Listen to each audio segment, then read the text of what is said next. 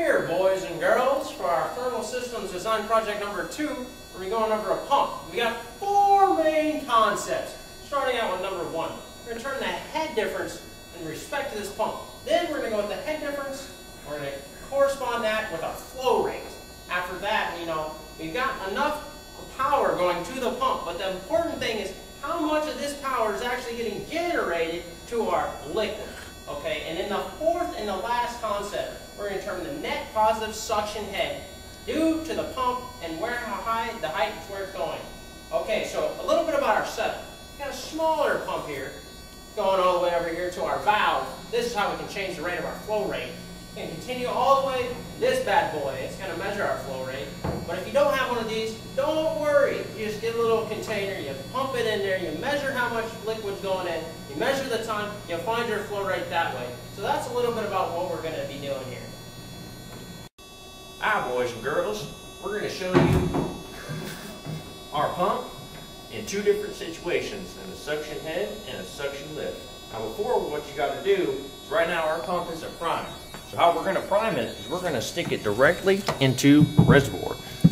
Now the chamber of the pump is filled with water. Now it's primed. So now what we can do is we can go ahead and take our rest of our tubing and we can move it to a reservoir. Now keep a close eye on our flow meter, and once we turn the pump on, we can measure our flow rate. Now I see you've got your pump submerged again. Now what's the next step here, Andrew? Well, the next step is I'm going to go ahead and turn it on, and we're going to show the pump characteristics on a suction lift situation. Alright, here we go. Keep close eyes on the flow meter. And since the pump is having to kind of force against gravity, we're having a kind of a minimal flow rate here, about 1.2 gallons per minute. Now let's show a situation where the pump is pumping kind of with gravity, pumping down. Alright, Andrew, now I see here you've got your pump in a different location now. It's a little bit higher. Yeah. What experiments is this? This one is a suction head situation. This is where the reservoir is above the station where we want the food to go. So now keep a close eye on our flow meter, and we're going to turn on the pump, and we're going to measure the flow rate here.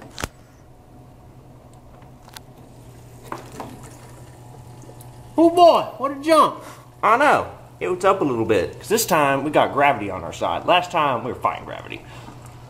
Well, that's a good point you make, Andrew. A lot of intellectual genius there. So here we go. Yeah, it was about 1.2 last time. Now it's about like 1.3 or so. So a little bit of increase there. What a difference that can make in a design. Indeed.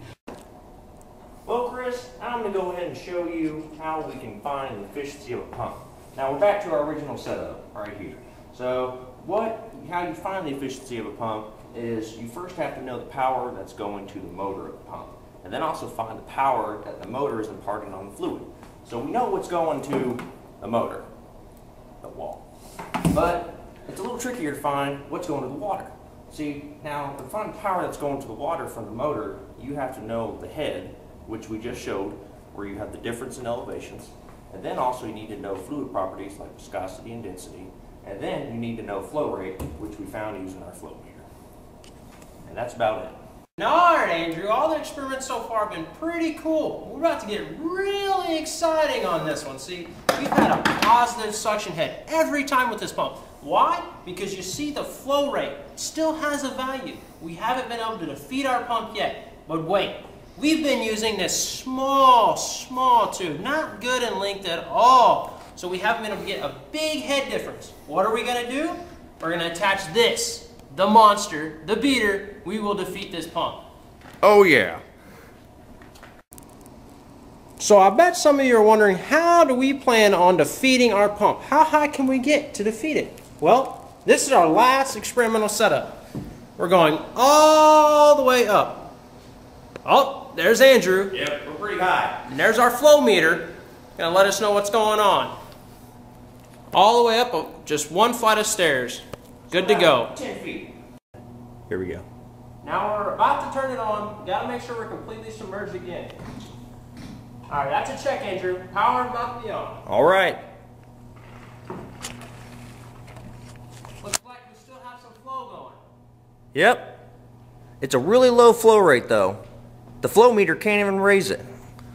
See how the bob and the flow meter's not even moving? That means our flow rate's pretty small. So let's go ahead and increase the height even more and see if we can get a negative net positive suction head. That sounds great.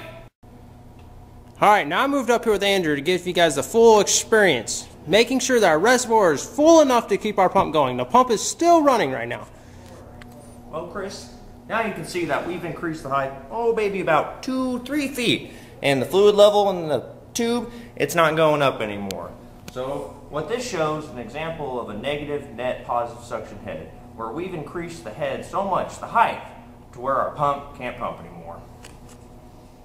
Now let's see what happens if you move it down a little bit. A little bit, all right. As you can see, the fluid level increases and we start getting the flow rate. But still, it's pretty small though. Now for this part, when you're measuring the head difference, it's important to have an exact calculation of what the head and the length and the height actually is to make sure you know what your pump can actually produce. As you see here, Andrew's up top. He's got a tape measure. Yep. We ran the tape measure all the way down to about the height at where the pump would be in our container. All right, so as we saw last time, our flow in stock about 9.5 feet or so. And about 9 feet, we were getting just a really tiny flow, but much more than 9.5 feet, no flow. Good to go. Chris, now that we're done with our experiment, we gotta make sure we clean up the floor. We had a lot of water. Now, we don't want anybody falling down because they're gonna have a bad time.